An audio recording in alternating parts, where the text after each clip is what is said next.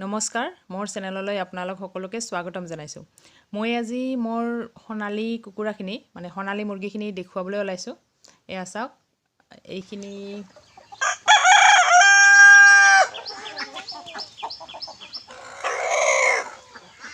এই কুকুৰাখিনিৰ বয়স এতিয়া 6 মাহ হৈছে আৰু এই মানে কুকুৰাখিনিক মই পোৱালি অৱস্থাতে আনিছিলোঁ।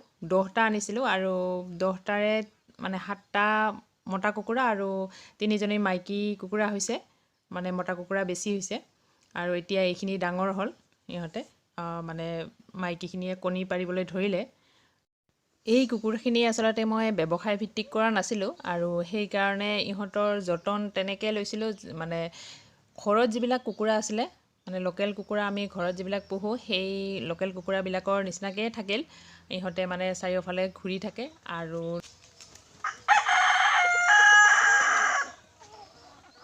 খাদ্য হিচাপে মই এই কুকুৰাখিনিক খুদ, ধান আৰু চাউল এনেকৈ দিছিলোঁ। মানে ভাত থাকিলে ভাতো দিছিলোঁ, মানে আমাৰ যিবিলাক ঘৰুৱা কুকুৰা আছে সেইবিলাকৰ নিচিনাকৈ কৰিছিলোঁ। আৰু এই কুকুৰাখিনি যিহেতু মোৰ কম, ব্যৱসায় ভিত্তিকো কৰা নাছিলোঁ, সেইকাৰণে মই ইয়াক ভেকচিন দিয়াৰ ব্যৱস্থা কৰা নাছিলোঁ আৰু তেনেকৈ থাকি গ'ল। আৰু এতিয়াতো ইহঁতক মানে মতা কুকুৰাখিনিক বিক্ৰী কৰিব পৰাই হৈ গ'ল তেনেকুৱা, আৰু মাইকীখিনিক কণী পাৰিবলৈ ধৰিলে, সেইকাৰণে এতিয়া আৰু তেনেকুৱা নকৰোঁ। কিন্তু আপোনালোকে যেতিয়া এনেকুৱা কুকুৰা, যিকোনো কুকুৰাৰ মানে ফাৰ্মিং কৰিব বা ব্যৱসায় ভিত্তিক কৰিব, তেতিয়া ভেকচিনটো দিবই, কাৰণ ভেকচিন নিদিলে কুকুৰাৰ বেমাৰ আহিলে গোটেইখিনি মৰি শেষ হৈ যায়। সেইকাৰণে ভেকচিন দিবই লাগিব। মোৰ যিহেতু কম্পাউণ্ডটো ডাঙৰ আছিলে, সেইকাৰণে অন্য কুকুৰাবিলাকৰ লগত মোৰ ঘৰৰ কুকুৰাখিনিও তেনেকৈ নাযায়, সেইকাৰণে ইহঁতে ভালে আছে। এই কুকুৰাবিধ যদি আমি ভালকৈ খোৱা খাদ্য দিওঁ, তেতিয়াহ'লে সোনকালে ডাঙৰ হৈ যায়।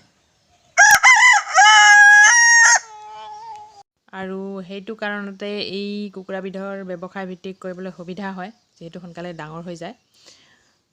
আজিলৈ ভিডিঅ'টো এইখিনিয়ে। ভিডিঅ'টো ভাল পালে লাইক কৰিব, শ্বেয়াৰ কৰিব, কমেণ্ট কৰিব আৰু নেক্সট ভিডিঅ'লৈকে বাই।